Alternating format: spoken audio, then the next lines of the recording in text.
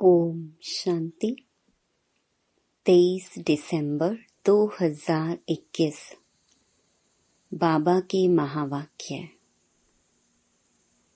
मीठे बच्चे, यह सुहावना कल्याणकारी संगम युग है जिसमें स्वयं बाप आकर पतित भारत को पावन बनाते हैं। प्रश्न। संगम युग पर जब बाप आते हैं तो उनके आने से ही कौन सा इशारा मिल जाता है? उत्तर। इस पुरानी दुनिया के अंत होने का इशारा सबको मिल जाता है, क्योंकि बाप आते ही हैं पतित सृष्टि का अंत करने। इसलिए विनाश का साक्षात्कार भी होता है। अभी तुम्हें नई दुनिया के झाड़ सामने दिखाई दे रहे हैं। गीत। तुम्हें पाके हमने जहां पा लिया। ओम शांति। वास्तव में कहना चाहिए, रूहानी बच्चों प्रति रूहानी बाप की गुड मॉर्निंग, क्योंकि बच्चे जानते हैं बाप आते ही हैं रात को दिन बनाने। यह भी हिसाब किया जाता है। आखरीन में भी बाबा आते किस समय हैं? तिथि तारीख नहीं, परंतु किस समय में आते हैं? जरूर 12:01 हुआ होगा, तब बाबा ने इस शरीर में प्रवेश किया होगा। यह है बेहद की रात और दिन। तिथि तारीख नहीं बताई जा सकती है। अपने बच्चों से ही कहते हैं, हम आकर रात को दिन, नर्क को स्वर्ग बनाते हैं, अथवा पतित दुनिया को पावन दुनिया बनाते हैं। समझ में आता है कि बाबा का आना रात्रि को ही कहा जाता है। शिवरात्रि कहते हैं ना, आते ही हैं रात को दिन बनाने। उनकी कोई जन्म पत्री है? कृष्ण जयंती की भी तिथि तारीख कुछ नहीं है, क्योंकि उनको बहुत दूर ले गए हैं। यह किसको पता नहीं है। कृष्ण का जन्म कब हुआ? संवत तिथि तारीख कुछ नहीं है। बाकी सिर्फ रात को मनाते हैं। वास्तव में शिव बाबा है ही रात को आने वाला। तुम बच्चे कहेंगे, शिव बाबा की रात्रि। भारत में मनाते भी हैं शिवरात्रि, शिव जयंती भी कहते हैं, परंतु वास्तव में शिव जयंती कहना नहीं चाहिए, क्योंकि उनकी मरंती नहीं है। मनुष्य जन्मता है फिर मरता भी है, वह तो मरता ही नहीं, इसलिए शिव जयंती कहना भी रॉन्ग है। शिवरात्रि कहना ठीक है।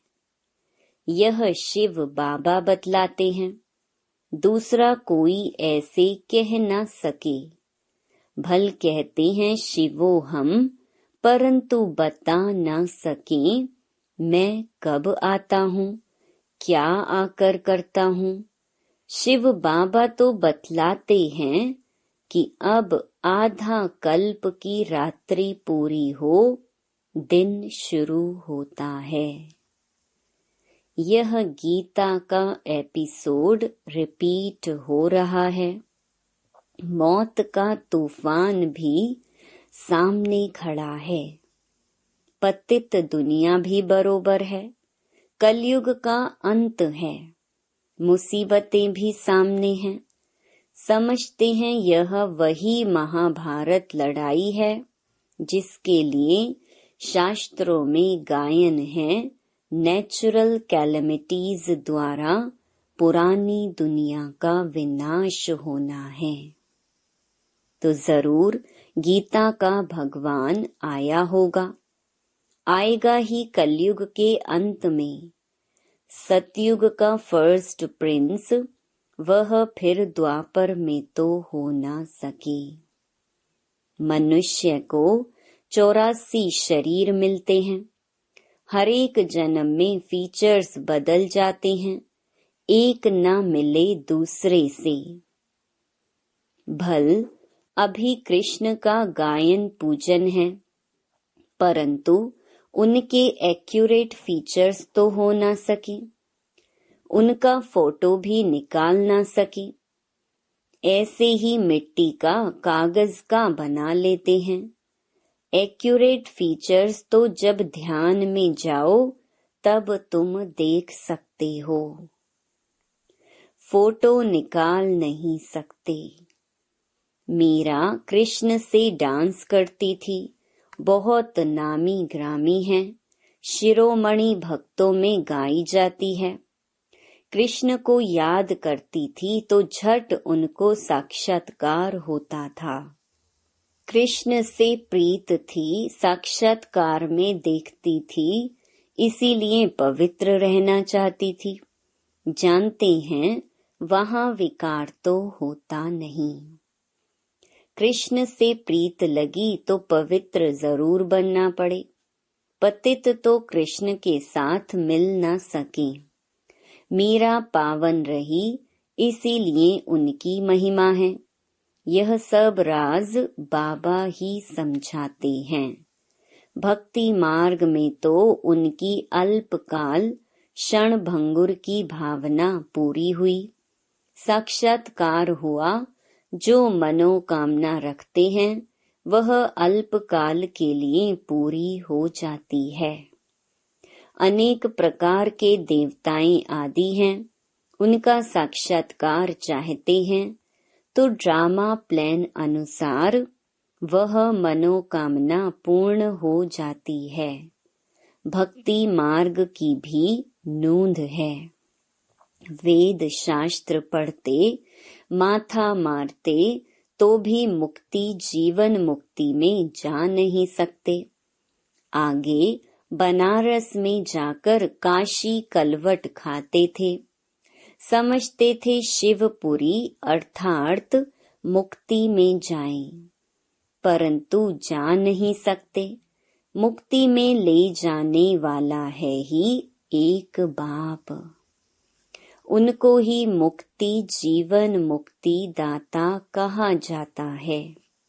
दूसरा कोई ले जा नहीं सकता। सतयुग में लक्ष्मी नारायण का राज्य था तो जीवन मुक्ति थी, जीवन बंध नहीं था। बहुत थोड़े आदमी रहते थे। इस समय कितने करोड़ों मनुष्य हैं, सतयुग में इतने थे नहीं।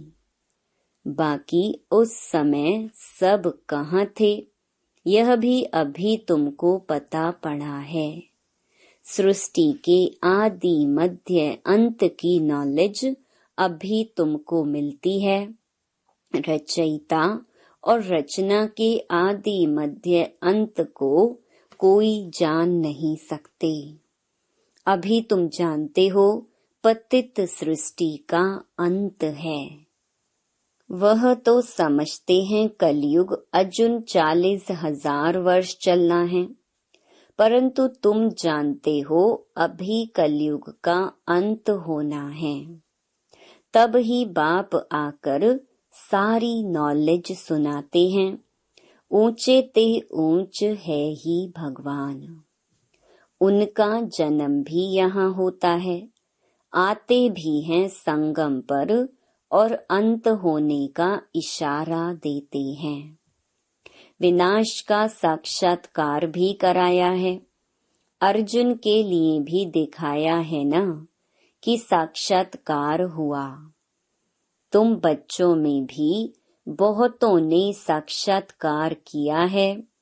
जितना जितना नजदीक आएंगे तो देखने में आएगा। मनुष्य जब घर के नजदीक आते हैं तो यह सब बातें याद आती है ना। तुमको भी बहुत साक्षात्कार होते रहेंगे। मुक्ति धाम में जाकर फिर जीवन मुक्ति में आना है। तुम जानते हो बरोबर भारत विश्व का मालिक था। बाप कहते हैं मैं हर 5000 वर्ष के बाद आकर तुमको राजयोग सिखलाता हूँ। यह स्थापना हो रही है भविष्य नई दुनिया के लिए। संगम पर स्थापना होती है। तुम ब्राह्मण हो ही संगम युग पर, वह हैं शूद्र, तुम हो ब्राह्मण, वह देवताएं। यह बातें कोई शास्त्रों में नहीं है। मनुष्य थोड़े ही जानते हैं कि संगम किसको कहा जाता है। इनको कल्याणकारी सुहावना संगम युग कहा जाता है, जहाँ से पतित भारत पावन बनता है। बाप भी कल्याणकारी है, आते भी भारत में हैं। बाप कहते हैं अभी तुम्हारे 84 जन्म पूरे हुए, अब तुम पतित हो, एक भी पावन नहीं। सब भ्रष्टाचारी हैं, विकार से पैदा होते हैं। तुम श्रेष्ठ देवी देवता थे, फिर क्षत्रिय, वैश्य, शूद्र बने। अभी ब्राह्मण बने हो, फिर देवता बनेंगे। फिर अंत में आकर प्रजापिता ब्रह्मा मुख द्वारा स्थापना करते हैं। किसकी? स्वर्ग की, देवी देवता धर्म की। तुम यहाँ आए हो देवी देवता बनने, दैवी गुण धारण करने। यह तो तुम बच्चों को मालूम है कि कोई भी विकारी को यहाँ अलाउ नहीं किया जाता है। पहले पहले पवित्रता की प्रतिज्ञा लेनी होती है। एक बार प्रतिज्ञा कर फिर अगर तोड़ते हैं तो एकदम रसातल में चले जाते हैं, चंडाल का जन्म पा लेते हैं। यहाँ बाबा के आगे पतित कोई आ नहीं सकते। अगर ब्राह्मणी भूल से ले भी आती है तो उन पर भी बड़ा दोष आ जाता है। दोनों चंडाल बन पड़ते हैं। जो पावन नहीं बन सकते उनको यहाँ आने का हुक्म नहीं है। पर्सनल आकर समझ सकते हैं, परंतु बाबा की सभा में नहीं आ सकते। अगर भूल से ले आते हैं तो उनको चोट बहुत लगती है।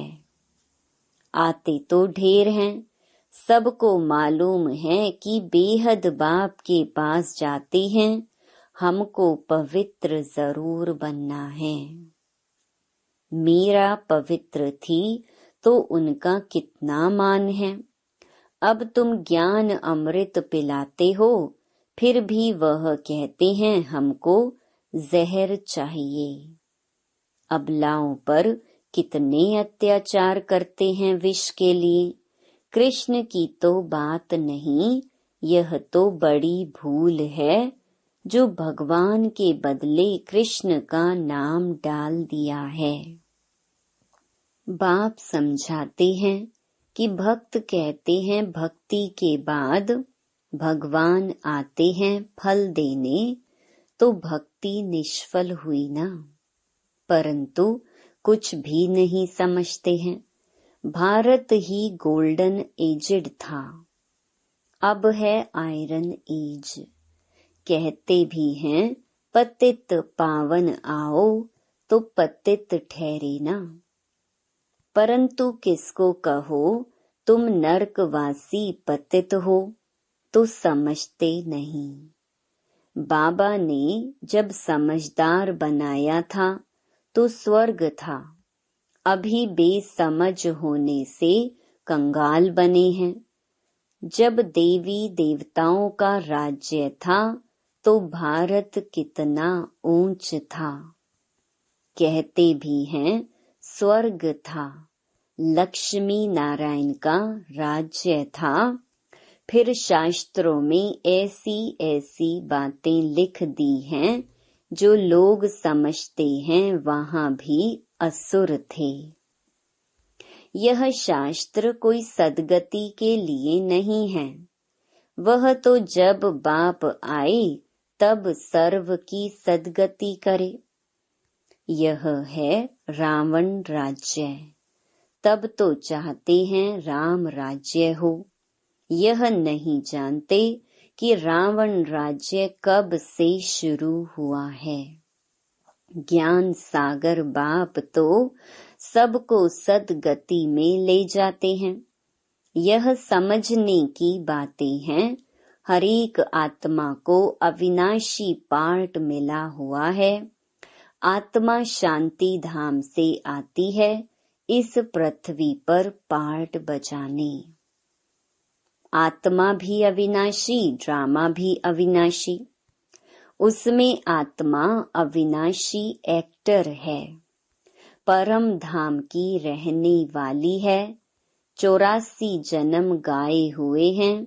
वह तो 84 लाख कह देते हैं। परमात्मा को पत्थर भीतर में कह देते तो ग्लानि हुई ना। बाप भारत पर उपकार कर स्वर्ग बनाते हैं। रावण आकर अपकार कर नरक बना देते हैं। यह खेल है दुख सुख का। यह है कांटों का जंगल। बाप आकर कांटों को फूल बनाते हैं। बड़े से बड़ा कांटा है काम विकार। अभी बाप कहते हैं मैं पावन बनाने आया हूँ। जो पावन बनेंगे वही पावन दुनिया के मालिक बनेंगे। बाप आया है सहज योग सिखलाने।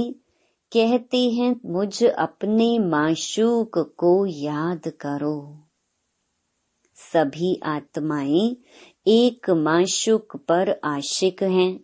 वह आकर सबको ले जाते हैं मुक्ति धाम। परंतु बाबा कहते हैं तुम पतित चल नहीं सकेंगे। मुझे याद करो तो खाद निकल जाए। ड्रामा अनुसार जब टाइम आता है तब ही मैं आता हूँ तुम बच्चों को पावन बनाने। यह वही महाभारत लड़ाई है।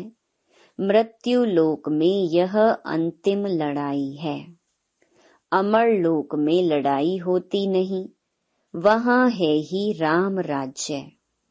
वहाँ रहते हैं धर्मात्माएं। यहाँ है पाप आत्माएं। पाप करते रहते हैं। पुण्य आत्माओं की दुनिया को स्वर्ग कहा जाता है। बाप कहते हैं मैं 1 सेकंड में तुमको चढ़ती कला में ले जाता हूँ। इसमें सिर्फ यह एक ही अंतिम जन्म लगता है और उतरती कला में 84 जन्म लगते हैं। तो बाप कहते हैं उठते बैठते मुझे याद करो। इन साधुओं का भी उद्धार करने मुझे आना पड़ता है। तमो प्रधान बुद्धि मनुष्य जो कुछ सुनते हैं वह सत सत करते रहते हैं। अंध श्रद्धालु है ना। इसको कहा जाता है ब्लाइंड फेथ। गुड़ियों की पूजा करते रहते हैं। बायोग्राफी को जानते नहीं। अब बाप आकर इन सब का ज्ञान देते हैं। इसको रूहानी स्पिरिचुअल नॉलेज कहा जाता है। वह है शास्त्रों की फिलॉसफी। यह भी बाप ही आकर बच्चों को समझाते हैं। दुनिया में तो एक भी मनुष्य नहीं जो परम पिता परमात्मा को यथार्थ रीति जानते हों। मनुष्य होकर और बाप को ना जाने तो जानवर से भी बदतर ठहरे। देवताओं के आगे जाकर महिमा गाते हैं, आप सर्व गुण संपन्न हैं तो दोनों मनुष्य ना, परंतु यह है सारा कांटों का जंगल। बाबा तुमको कांटों से फूल बनाते हैं। भारत सच खंड था, फिर रावण आकर झूठ खंड बनाते हैं। सच खंड बनाने वाला है परम पिता परमात्मा। बाप ही आकर परिचय देते हैं, सो भी ब्राह्मण बच्चों को। फिर यह ज्ञान रहेगा नहीं। तुम बच्चे योग बल से विश्व के मालिक बनते हो। बाहुबल से कब किसको विश्व की बादशाही नहीं मिल सकती है। भारत जो विश्व का मालिक था, सो अब कंगाल बना है। मनुष्यों की बुद्धि ऐसी है जो बाहर में बोर्ड देखते भी हैं, लिखा हुआ है प्रजापिता ब्रह्मा कुमार कुमारियां, तो भी नहीं समझते कि यह एक ईश्वरीय फैमिली है। इतने ढेर बीके हैं, इसमें अंधश्रद्धा की तो बात हो न सकी। यह है ईश्वरीय परिवार। समझते हैं यह भी कोई इंस्टीट्यूशन है। अरे यह तो फैमिली है ना। कुमार कुमारियां, यह तो घर हुआ ना। इतनी प्रदर्शनी करते हो, समझाते हो, फिर भी समझते थोड़े ही हैं। 7 दिन का जब कोर्स लें, अच्छी रीति समझें, तब बुद्धि में बैठे कि बाप फिर से बेहद का वर्षा देने आए हैं। अच्छा, मीठे मीठे सिकिलधे बच्चों प्रति मात पिता बाप दादा का याद प्यार और गुड मॉर्निंग। रूहानी बाप की रूहानी बच्चों को नमस्ते। धारणा के लिए मुख्य सार। पहला, चढ़ती कला में जाने के लिए उठते बैठते एक बाप की याद में रहना है। बाप समान सभी पर उपकार करना है। दूसरा, ज्ञान अमृत पीना और पिलाना है। कांटों को फूल बनाने की सेवा करनी है। वरदान, मरजीवा स्थिति द्वारा हिम्मत और उल्लास की अविनाशी स्टैंप लगाने वाले प्राप्ति संपन्न भव। जो प्राप्तियों से संपन्न होते हैं, उनके हर चलन नैन चैन से उमंग उत्साह दिखाई देता है। लेकिन हिम्मत और उल्लास की अविनाशी स्टैंप लगाने के लिए अपने पास्ट के व ईश्वरीय मर्यादाओं के विपरीत जो संस्कार, स्वभाव, संकल्प व कर्म होते हैं, उनसे मरजीवा बनो।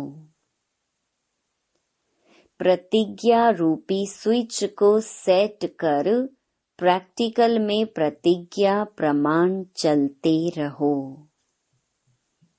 हिम्मत के साथ उल्लास हो तो प्राप्ति की झलक दूर से ही दिखाई देगी।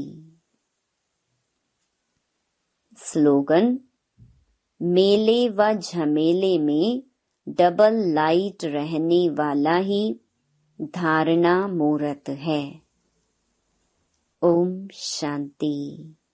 To watch Peace of Mind channel videos on YouTube, subscribe us on youtube.com/